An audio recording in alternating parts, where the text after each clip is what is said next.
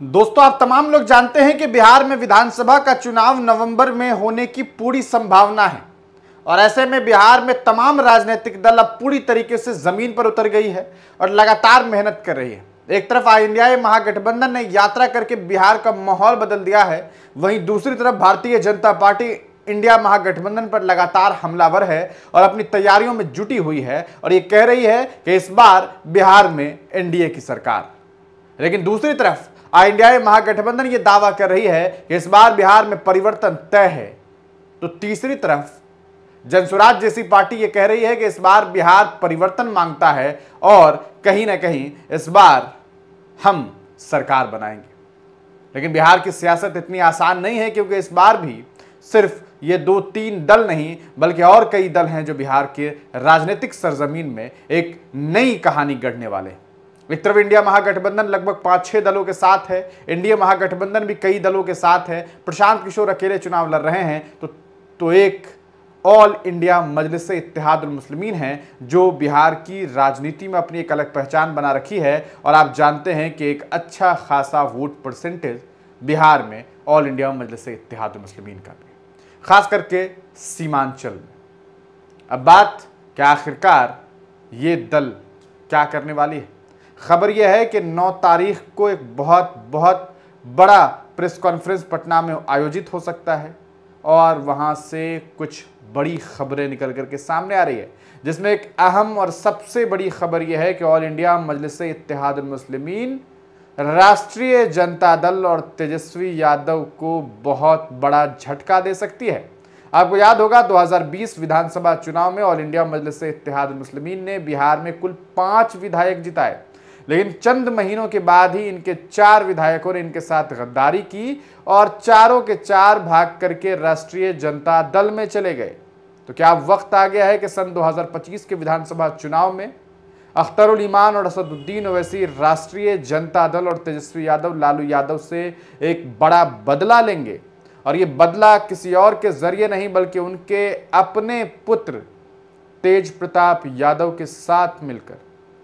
जी हां, आप जानते हैं लालू प्रसाद यादव ने अपने बड़े पुत्र तेज प्रताप यादव को पार्टी के साथ साथ घर से भी निष्कासित कर दिया था। आपको मालूम होगा कि उनकी शादी पूर्व में ऐश्वर्या से हुई थी, लेकिन बाद में एक तस्वीर अभी हाल में वायरल हुई जिसमें वह किसी और लड़की के साथ रिलेशनशिप में है, ऐसा दावा किया गया। और उसके बाद विवाद जब सोशल मीडिया पर बढ़ने लगा, सियासी सरजमीन में ये बातें सामने आने लगी, तब लालू प्रसाद यादव ने एक बड़ा फैसला लेते हुए अपने पुत्र को पार्टी और परिवार से अलग कर दिया। इस फैसले ने तेज प्रताप यादव को कहीं ना कहीं एक बड़ा धक्का दिया। वो बार बार कहते हैं कि ये सब कुछ जयचंदू के इशारे पर हुआ, और अब बिहार में जब ये सवाल उठने लगा कि तेज प्रताप यादव क्या नई पार्टी बनाएंगे, तो शुरू में उन्होंने इनकार किया, लेकिन अभी वो फिलहाल बिहार में राजनीतिक तौर पर लगातार यात्रा कर रहे हैं और यात्रा में कई दलों के साथ मिलकर के चुनाव लड़ने की बातें सामने आ रही हैं। आपको मालूम होना चाहिए पिछले महीने अगस्त के महीने में ये चर्चा 15 तारीख के बाद शुरू हुई कि क्या तेज प्रताप यादव और ऑल इंडिया मजलिस इत्तेहादुल मुस्लिमीन साथ आ सकती है। इस बात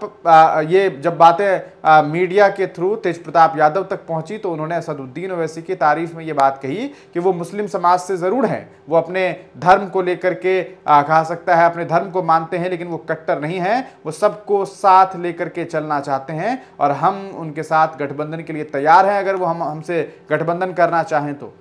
और फिर क्या था, जब इस गठबंधन की बात पर तेज प्रताप यादव ने अपनी हामी भरी तो उधर से ऑल इंडिया मजलिस इत्तेहादुल मुस्लिमीन बिहार के ऑफिशियल ट्विटर हैंडल से ये कहा गया कि हम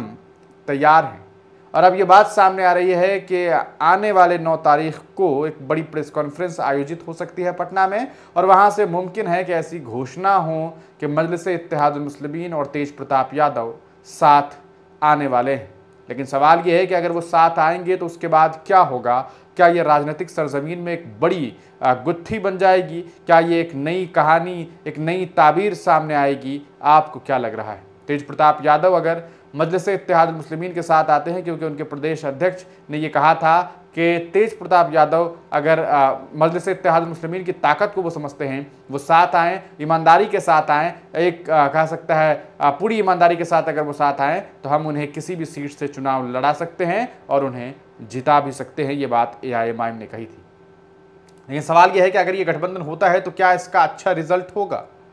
या फिर इसका खामियाजा बुरा हो सकता है। क्योंकि आपको मालूम है कि ऑल इंडिया मजलिस इत्तेहादुल मुस्लिमीन भले कई मामलों में बहुत आगे हो, ओवैसी साहब की तारीफ़ें हैं कई मामलात में कि उन्होंने बहुत अच्छे स्पीचेस दिए, बहुत अच्छा वो बयान करते हैं, लेकिन एक मामले में वो अक्सर विफल रहे हैं और वो मामला है गठबंधन का।